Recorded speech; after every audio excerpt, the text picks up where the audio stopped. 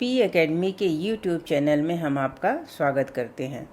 आज हम इस वीडियो में भारत के राष्ट्रपति के निर्वाचन की प्रक्रिया, कार्यकाल, पद हेतु योग्यताएं, वेतन और भत्ते, शपथ और महाभियोग के बारे में पढ़ेंगे।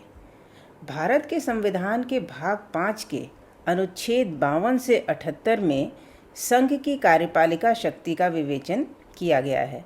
भारत के संविधान निर्माताओं द्वारा भारत में संसदीय शासन प्रणाली को अपनाया गया है और संसदीय शासन प्रणाली की एक विशेषता यह होती है कि इसमें कार्यपालिका के 2 प्रधान होते हैं, औपचारिक या नाम मात्र प्रधान और वास्तविक प्रधान। भारत का राष्ट्रपति कार्यपालिका का औपचारिक प्रधान है और प्रधानमंत्री तथा मंत्रिपरिषद कार्यपालिका के वास्तविक प्रधान हैं। संविधान के अनुच्छेद 52 में कहा गया है कि भारत का एक राष्ट्रपति होगा तथा अनुच्छेद 53 में कहा गया है कि संघ की समस्त कार्यपालिका शक्ति राष्ट्रपति में निहित होगी, जिसका प्रयोग वह स्वयं या अपने अधीनस्थ अधिकारियों के माध्यम से करेगा। भारत में राष्ट्रपति का पद सर्वाधिक सम्मान, गरिमा तथा प्रतिष्ठा का पद है। वह भारतीय गणराज्य का प्रमुख होता है तथा भारत का पहला नागरिक माना जाता है। माननीय राष्ट्रपति श्री रामनाथ कोविंद जी भारत के 14वें राष्ट्रपति हैं। आइए अब देखते हैं राष्ट्रपति के निर्वाचन की प्रक्रिया। राष्ट्रपति के निर्वाचन के लिए नामांकन।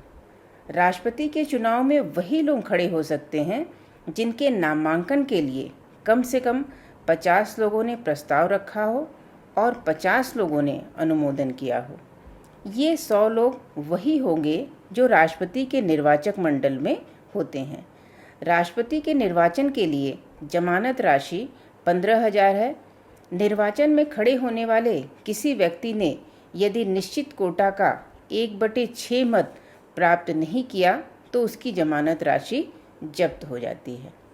संविधान के अनुच्छेद 54 में राष्ट्रपति के निर्वाचन प्रक्रिया का उल्लेख किया गया है, जिसमें कहा गया है कि राष्ट्रपति का निर्वाचन अप्रत्यक्ष रूप से एक निर्वाचक मंडल द्वारा किया जाएगा।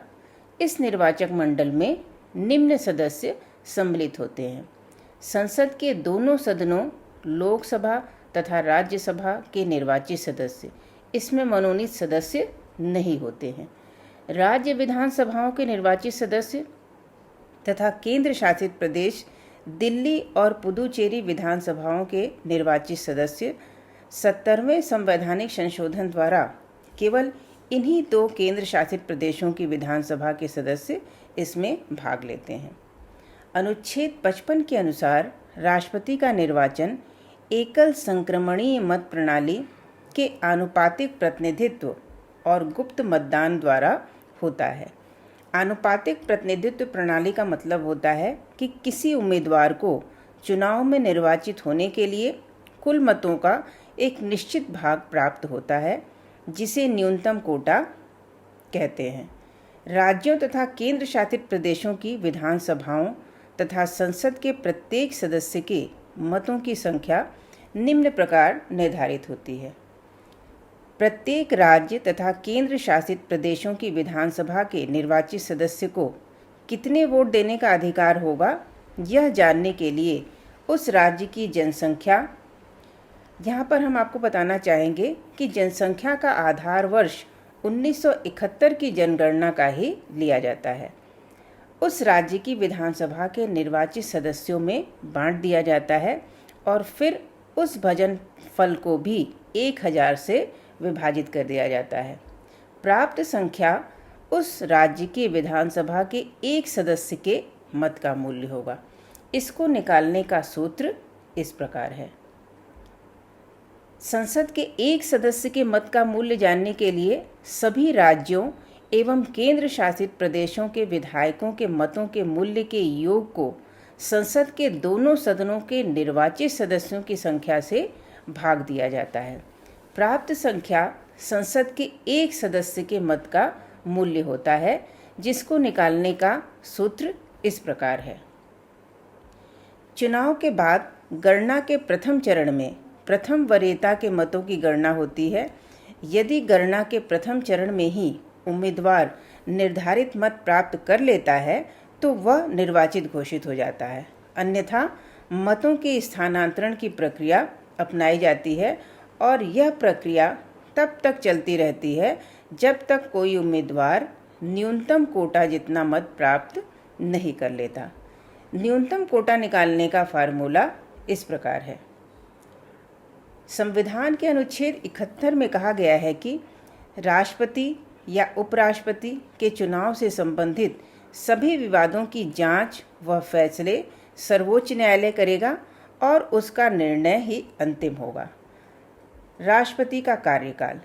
संविधान के अनुच्छेद 56(1) में यह प्रावधान है कि राष्ट्रपति अपने पद धारण करने की तारीख से 5 वर्ष की अवधि तक पद पर रह सकता है। वह अपने पद की अवधि समाप्त हो जाने पर भी तब तक पद पर बना रह सकता है जब तक उसका कोई उत्तराधिकारी पद ग्रहण न कर ले। मृत्यु, त्यागपत्र या महाभियोग द्वारा समय से पहले भी राष्ट्रपति का पद रिक्त हो सकता है। राष्ट्रपति अपना त्यागपत्र उपराष्ट्रपति को देता है और उपराष्ट्रपति इसकी सूचना तुरंत लोकसभा के अध्यक्ष को देता है। संविधान के अनुच्छेद 57 में राष्ट्रपति के पुनर्निर्वाचन का प्रावधान है, परंतु यह संवैधानिक परंपरा स्थापित हो गई है कि कोई भी व्यक्ति 2 बार से अधिक राष्ट्रपति पद पर निर्वाचित नहीं होगा। राष्ट्रपति के पद हेतु योग्यताएं। संविधान के अनुच्छेद 58 में कहा गया है कि कोई भी व्यक्ति राष्ट्रपति के रूप में चुने जाने योग्य तभी होगा जब वह भारत का नागरिक हो, 35 वर्ष की आयु पूरी कर चुका हो, लोकसभा का सदस्य बनने की योग्यता रखता हो, किसी भी लाभ के पद पर न हो। यदि कोई व्यक्ति भारत सरकार या राज्य सरकार या किसी स्थानीय या अन्य प्राधिकार के अधीन लाभ के पद पर होगा, वह राष्ट्रपति नहीं बन सकता। राष्ट्रपति, उपराष्ट्रपति, राज्यपाल, संघ और राज्य के मंत्रियों का पद लाभ का पद नहीं माना जाएगा। अब आइए देखते हैं राष्ट्रपति के वेतन भत्ते और विशेषाधिकार। अनुच्छेद 59 के अनुसार राष्ट्रपति को संसद द्वारा निर्धारित वेतन और भत्ते प्रदान किए जाते हैं और उसके कार्यकाल के दौरान उसमें किसी प्रकार का कोई परिवर्तन नहीं किया जा सकता। वर्तमान समय में राष्ट्रपति को 5 लाख रुपए प्रति माह वेतन और कई प्रकार के भत्ते दिए जाते हैं। इसके अतिरिक्त सरकारी आवास, सरकारी कारें, देश विदेश में यात्रा, टेलीफोन, बिजली, पानी आदि सुविधाएं उपलब्ध होती हैं। सेवानिवृत्ति के पश्चात भी राष्ट्रपति के लिए वार्षिक पेंशन, आवास, हवाई यात्रा, कार, बिजली, टेलीफोन आदि सुविधा का प्रावधान किया गया है। राष्ट्रपति को कुछ उन्मुक्तियां भी प्रदान की गई हैं। संविधान के अनुच्छेद 361 में कहा गया है कि पद पर रहते हुए राष्ट्रपति के विरुद्ध किसी भी न्यायालय में किसी भी प्रकार का मुकदमा नहीं चलाया जा सकता और न ही गिरफ्तार किया जा सकता है। कुछ मामलों में 2 महीने पूर्व की नोटिस देने के बाद ही किसी प्रकार की कार्रवाई की जा सकती है। राष्ट्रपति का शपथ।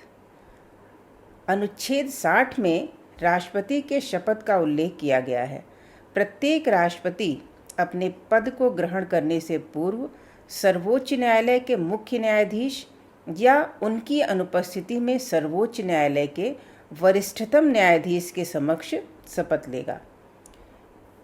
शपथ का प्रारूप इस प्रकार है। मैं ईश्वर की शपथ लेता हूँ कि मैं श्रद्धापूर्वक भारत के राष्ट्रपति पद का कार्यपालन करूँगा, अपनी पूरी योग्यता से संविधान और विधि का परिरक्षण, संरक्षण और प्रतिरक्षण करूँगा और मैं भारत की जनता की सेवा और कल्याण में निरत रहूँगा। यह हम आपको बताना चाहेंगे कि नीलम संजीव रेड्डी से लेकर आज तक सभी राष्ट्रपति ने अपना शपथ 25 जुलाई को लिया है। महाभियोग। संविधान के अनुच्छेद 61 में महाभियोग की प्रक्रिया का उल्लेख किया गया है, जिसमें कहा गया है कि संविधान का उल्लंघन या अतिक्रमण करने पर राष्ट्रपति को महाभियोग द्वारा उसके पद से हटाया जा सकता है। महाभियोग का प्रस्ताव संसद के किसी भी सदन में लाया जा सकता है जिस पर उस सदन के कुल सदस्यों की संख्या में से 1/4 सदस्यों के हस्ताक्षर होने चाहिए और इस संबंध में 14 दिन पूर्व सूचना दिया जाना आवश्यक है। एक सदन में महाभियोग का प्रस्ताव कुल सदस्य संख्या के 2/3 बहुमत से पारित होने के पश्चात इसे दूसरे सदन में भेजा जाता है। दूसरा सदन लगाए गए आरोपों की जांच करता है। राष्ट्रपति को भी यह अधिकार दिया जाता है कि वह उस दौरान स्वयं उपस्थित होकर या अपने प्रतिनिधि के माध्यम से अपना पक्ष रख सके। परंतु यदि दूसरे सदन में भी इन आरोपों को सही पाया जाता है और महाभियोग के प्रस्ताव को 2/3 बहुमत से पारित कर दिया जाता है तो राष्ट्रपति का पद उस तिथि से रिक्त माना जाता है। राष्ट्रपति के पद में रिक्ति को भरने के लिए निर्वाचन कराने का समय। राष्ट्रपति के कार्यकाल के समाप्ति से हुई रिक्ति को भरने के लिए निर्वाचन वर्तमान राष्ट्रपति के कार्यकाल की समाप्ति से पहले ही पूर्ण कर लिया जाएगा। राष्ट्रपति और उपराष्ट्रपति चुनाव अधिनियम 1952 की धारा 4 के प्रावधानों के तहत राष्ट्रपति के पद के चुनाव को कराने की अधिसूचना चुनाव आयोग द्वारा निवर्तमान राष्ट्रपति के पद की अवधि की समाप्ति से 60 दिन पहले की अवधि के भीतर किसी भी दिन जारी की जा सकती है। चुनाव कार्यक्रम इस प्रकार निर्धारित किया जाएगा कि निर्वाचित राष्ट्रपति निवर्तमान राष्ट्रपति के कार्यकाल की समाप्ति के बाद के दिन अपने कार्यालय में प्रवेश करने में सक्षम हो। राष्ट्रपति की मृत्यु, पदत्याग या पद से हटाए जाने या अन्य कारण से हुई उसके पद में रिक्ति को भरने के लिए निर्वाचन रिक्ति होने के तारीख के पश्चात यथाशीघ्र और प्रत्येक दशा में 6 महीने के अंदर किया जाएगा। तो ये थी जानकारी भारत के राष्ट्रपति के विषय में। आपको हमारा वीडियो कैसा लगा हमें कमेंट बॉक्स में ज़रूर बताएं और अभी तक आपने चैनल को सब्सक्राइब नहीं किया है तो प्लीज़ सब्सक्राइब करें। धन्यवाद।